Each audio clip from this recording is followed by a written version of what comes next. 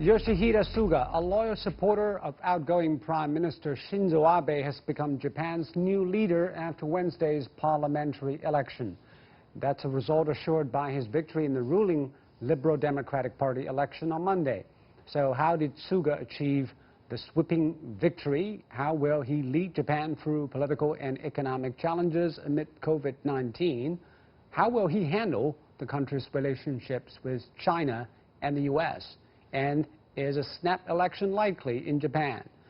To talk about these issues, I'm joined by Grace Lee, our correspondent in Tokyo, Benoit Hardy-Chartrand, adjunct professor of political science and international affairs at Temple University, Tokyo, Takasato Watanabe, professor of emeritus of Doshisha University in Kyoto, and later on Professor Gui Yongtao from the School of International Studies at Peking University. That's our topic.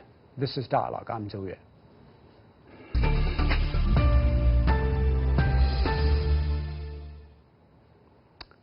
So let me start with you, Grace. What contributed to Suga's success in the ruling Liberal Democratic Party's election?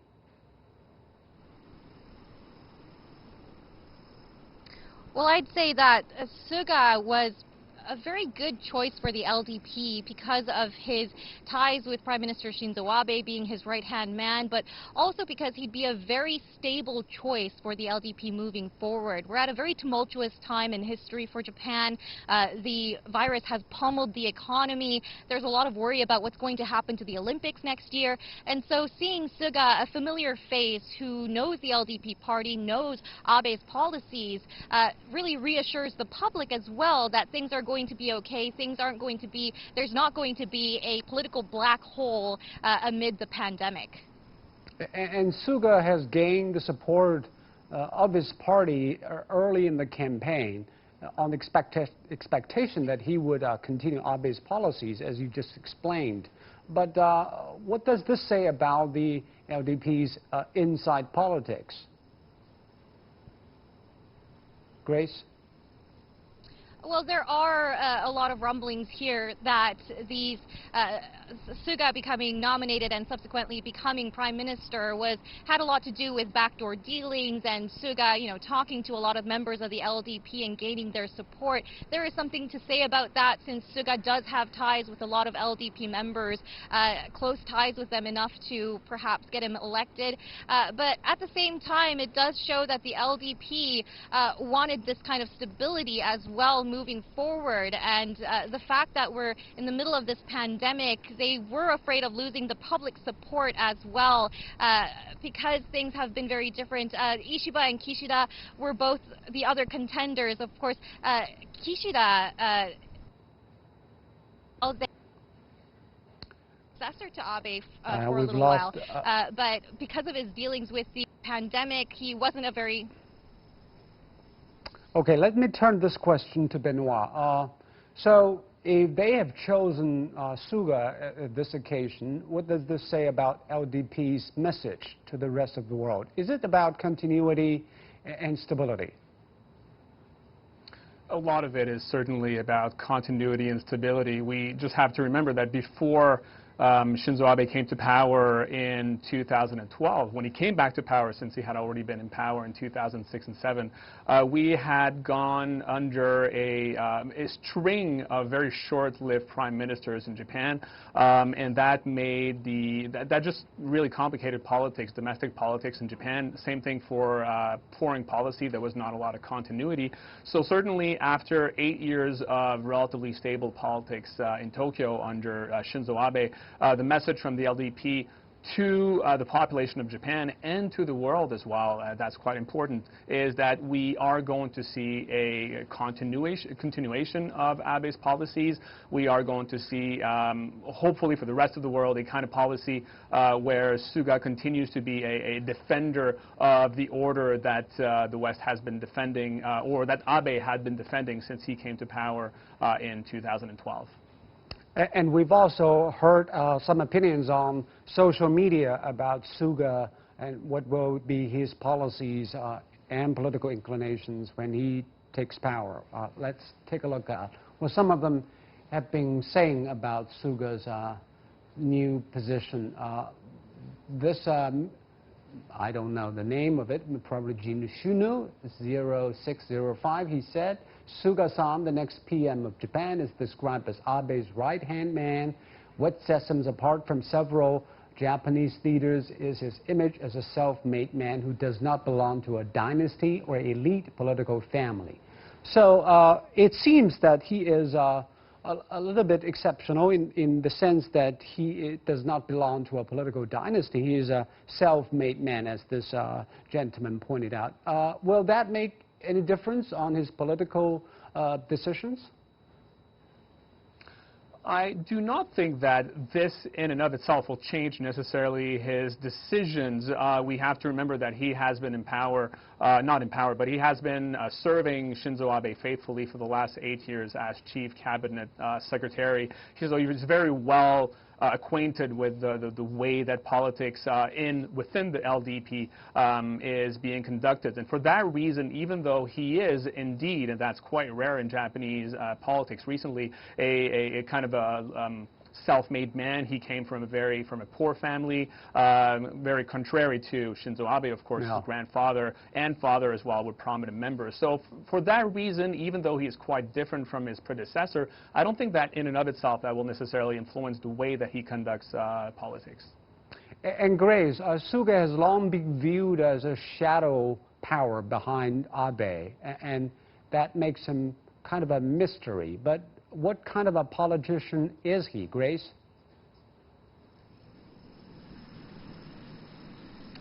Well, it's still not very clear what kind of prime minister Suga is going to be. That's a big question at the forefront of some of the policies that he came up with Prime Minister Shinzo Abe. That includes a recent policy to bring in a lot of foreign workers into the country. But all in all, there are some worries that perhaps Suga will bring a little bit more of an authoritarian vibe to the government here. He's kind of known for that, as well as some of the clashes he's had with the media. And so those are kind of the key concerns moving forward. But again, he has been Abe's #2 for a very long time. He's kind of known as the guy who gets things done and trudges along behind the scenes. So he's going to have to rely on his cabinet members as a whole to move things forward in the next few months. And Benoit, can we say that probably Suga is a choice of the political elites in Japan, because he doesn't look like a very charismatic leader out of the populace? How has the Japanese public been responding to Suga's election? Benoit? No, you are right in mentioning that. And just a few months ago, before Abe announced his resignation, we knew that Abe would probably be serving his last term as president of the LDP. And surveys before the resignation of Shinzo Abe showed relatively little support for Suga. It was actually in third place behind the other two LDP candidates. It's only very recently, and especially after Abe announced his resignation, that we saw kind of a coalition or other parties coalescing around him. And same thing for the public. He was, the most recent polls, he was the favored candidate of the public. So he was certainly a safe choice for the public and for the party going forward. All right. About his policies, we've also collected some opinions from social media users. What were the priorities of Suga's government in terms of diplomacy? Quantum 1021 said diplomatic skills are the primary ones for the leaders, because when the PM decides anything concerning foreign affairs, he's inevitably and absolutely alone. No one can help the leader. If Mr. Suga lacks these techniques, that can be a critical weakness of Japan. So, Grace, do Japanese consider Suga's lack of diplomacy skills as a weakness for him? Grace? It's not clear how the Japanese public feel about it quite yet, but I think they are aware of the fact that Suga hasn't really been abroad very much. He was in Washington once, but we haven't really seen him interacting with a lot of other world leaders. And so he's also said in the past that he's going to try and lean on Prime Minister Shinzo Abe's help and guidance in order to do this. But there will be an onus on his foreign minister to kind of step in and ensure that Japan can hold its place in the world in the coming months, because Suga just doesn't have the experience in that. And Professor Watanabe, we've been talking a lot about Suga's style of governing. And what do you think the influence of Abe on him?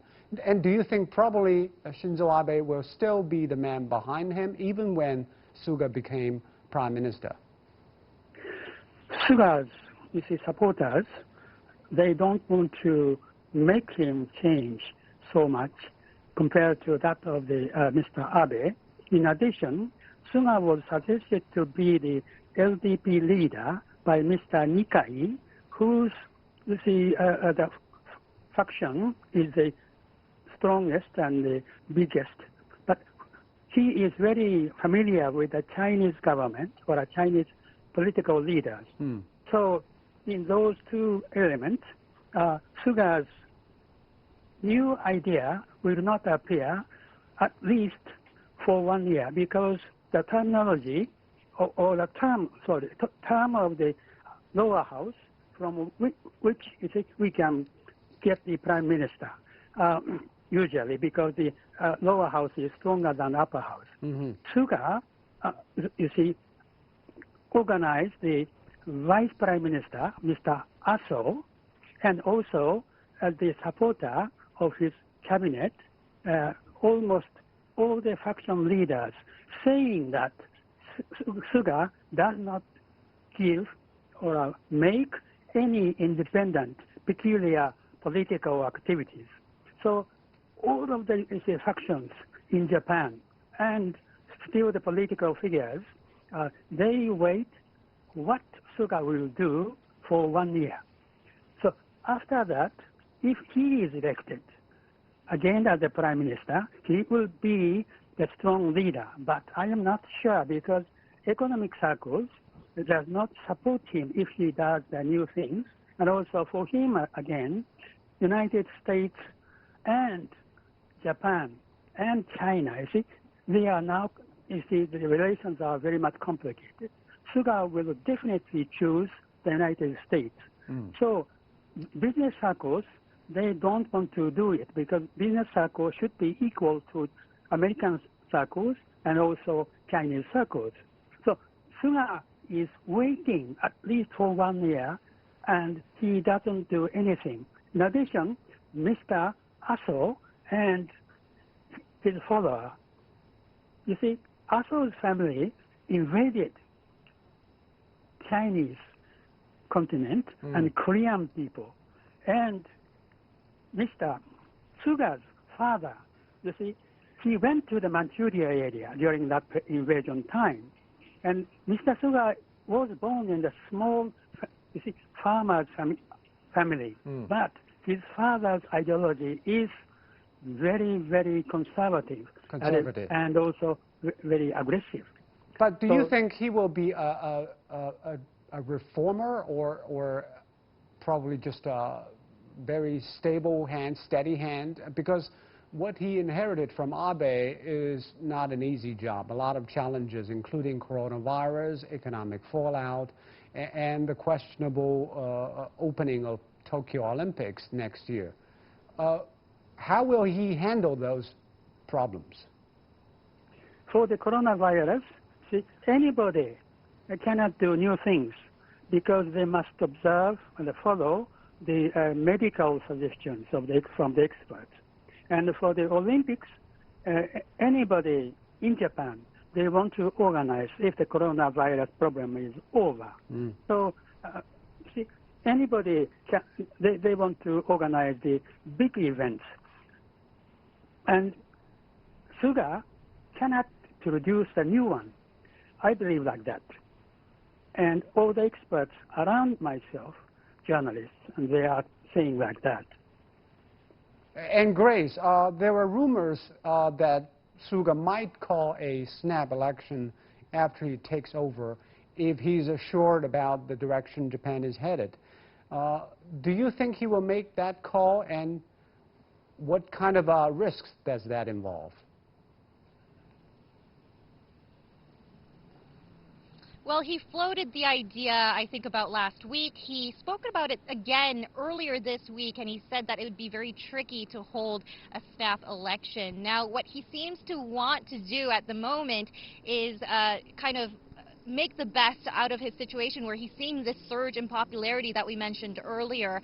The public does seem to favor him now that he's become, when he became the kind of final contender to become prime minister. So it would make sense for him to call a snap election relatively soon and try to kind of make his mark here as prime minister and secure his position. But at the same time, the public has made it very clear to him and to the LDP that their priorities are the pandemic. They want the government to make sure that the pandemic doesn't do lasting damage on the Japanese economy and, of course, on the health of Japanese people. So if he plays this game of trying to make the best out of his popularity now, he may risk losing his popularity overall. So we'll have to see in the next few months. If he's able to do a good job in handling the pandemic in the winter, there may be a possibility that he calls it in the spring.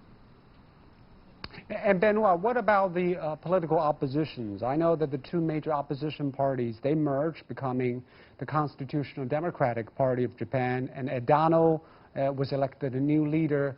What is your reading of the current political landscape in Japan? How will that change Suga's political calculation? Right. Well, one of the problems in Japan over the last 8 years, and one of the problems rather for the opposition, is they haven't been able really to propose a strong, plausible, good alternative to the LDP.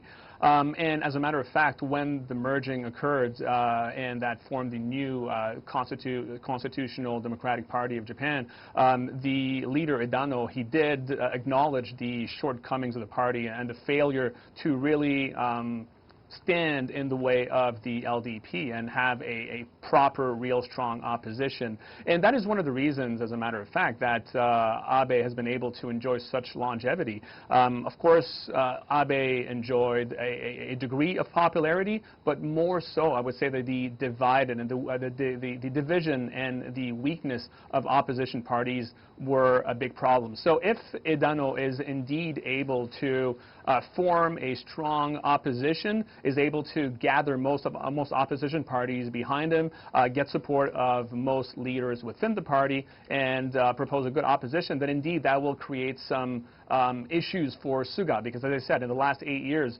Abe hasn't had to contend with a real strong opposition.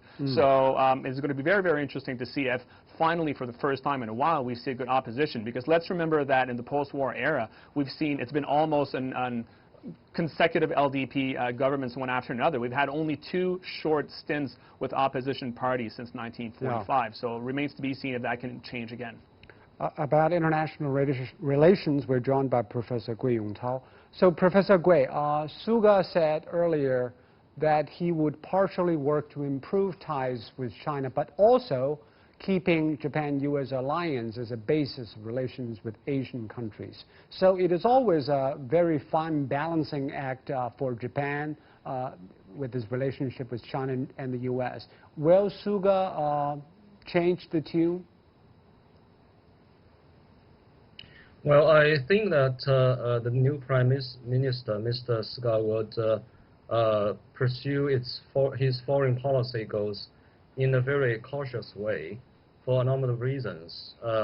First of all, he himself has not much experience in handling foreign policy issues, and he doesn't possess the personal connections or links to major leaders of those countries who are very important to Japan, such as the United States, China, or Russia. And secondly, the current international situation is witnessing increasing uncertainty and instability. So it will be very much difficult for the Japanese new leader to achieve or make any breakthroughs on its major foreign policy issues. And as you just mentioned, the U.S.-China relations is posing major challenges for Japan to maintain a balance in handling its two major foreign policy counterparts. So it will be difficult for him to achieve any major breakthroughs in foreign policy issues. Mr. Watanabe, I also want your thinking on this, because many people are wondering whether Suga will have some new strategic thinking in terms of its relations with China and the U.S. What do you think? Suga was suggested to be the candidate for the Prime Minister or leader of LDP by Mr. Nikkei. Nikkei is very friendly to China. And as I said before, at least 1 year, Nikkei doesn't permit Suga do the new things. And also other 4 factions, except Nikkei's faction, they don't want to make their new political movements for any other countries, including China, United States. So for 1 year to come, he continues the same lines made by Mr. Abe. So after that, if the economic circles, or even now if the economic circles will suggest to Suga to do something, especially by the economically limitation, he will do something new, but other, the fields, he cannot do anything new. Okay, Benoit, I want you to weigh in on this. Can he do anything new? What will be his inclinations in terms of foreign policy? So he has already vowed to pursue broadly the foreign policy inclination of Prime Minister Shinzo Abe.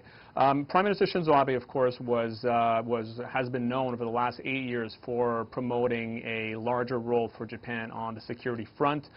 He has also deployed a lot of energy on several fronts, including resolving territorial issues with Russia. He's wanted, of course, to amend the Japanese constitution, and there's no indication that Prime Minister Suga is going to want to change that. As a matter of fact, that's one of the reasons why he was likely the preferred option of Mr. Abe. So I imagine he will continue this general inclination. One thing I do expect over the next few months or the next year is, given how important the relation is with China, and given the fact that we have seen over the last few months a little bit of a chilling of the ties between Tokyo and Beijing, I think we might see perhaps Suga make an effort to put the visit of President Xi Jinping to Japan back on the rails, because as you know, it was supposed to occur in April or May, but was canceled because of the pandemic. So that might be something we may see Prime Minister Suga go for. But broadly, the foreign policy inclinations and defense policy are going to remain the same. And Professor Gui, do you think China will continue pushing the thawing up of relations that has already been happening under Abe's administration? Well, I think China's Japan policy will remain in the same direction, that is making continuous efforts to warm the bilateral relations and promote practical cooperation with Japan in the coming months or years, because both countries share a lot of economic interests, and they also have shared some common goals in pursuing foreign economic policies, such as Chinese Belt and Road and Japan's Indo-Pacific economic agenda. So there's quite some shared interest there. But I think that both countries at this moment will first of all face the challenges in their domestic economic difficulties. So I think that for the moment, the Japanese new prime minister will have to focus on handling domestic economic problems, such as how to help small and medium-sized enterprises that are impacted by the coronavirus pandemic, and how to help the tourism industry that has also been hardly hit by the pandemic. So there's much uncertainty that's facing the current Japanese new cabinet, which would pretty much determine the near future or the fate of the Suga cabinet. So if the Japanese government can cope with its economic relations with China in a forward-looking way, that of course will also become a great help for the new Japanese prime minister to manage its economy. And Mr. Watanabe, the controversial one, because Abe has been pushing for the revision of the pacifist constitution. That's caused a lot of concerns in China and other Asian countries. Do you think Suga will just to get on with that efforts, or will probably think otherwise? In the bottom of his heart, or the thinking, he wants to change the constitution, but for the year to come, I said for 1 year, he doesn't do anything new because he is very conservative.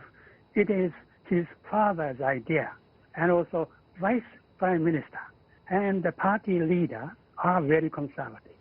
So he cannot do any new things on this point. So he will continue to do that, but maybe not in 1 year. That's right. That's right. He will wait. And other leaders of the Japanese politics waiting and watching what Suga will do. If he does new things, they will give up the support. And also about the economic pictures. Of course, Suga is probably going to continue Abenomics to stimulate Japanese economy. But what kind of a tools does he have right at the moment? Benoit? Well, indeed, that's by far the biggest challenge for Prime Minister Suga. The Japanese economy has been extremely badly battered by the coronavirus crisis. We have entered a deep recession in the first quarter. And given the situation here with the coronavirus crisis, these economic woes are likely to continue for the foreseeable future. So definitely for Prime Minister Suga, that is the priority. He has said so himself. He has talked over the last week about the potential rise in the consumption tax, which is not going to be very popular for the Japanese electorate. There have already been a few rises in the tax over the last few years under Prime Minister Shinzo Abe. But given how dire the situation is economically here, he might still go forward with that. And given the Olympics that are coming next year as well, it's very important for Suga to stabilize the economic situation, which adds even more to his incentive to stabilize and to improve ties with China. Will he double down on Abe's policies to attract those Japanese companies back to Japan by subsidizing? Indeed, he has already projected to do that. He said he would continue the subsidies to diversify, basically, the supply chain for Japanese firms. And recently, over the last week, as a matter of fact, we have heard that the Japanese government was going to offer subsidies for Japanese firms to relocate in other countries in Southeast Asia. So it's a confirmation that the policies that was announced by Abe early in the pandemic crisis is going to be pursued. So there's a real willingness here to we have to leave it there. This. Thank you very much, Benoit. Thank you, Professor Gui, and thank you, Professor Watanabe. You've been watching Dialogue here on CGTN. I'm Joe in Beijing. Thank you so much for watching. Goodbye.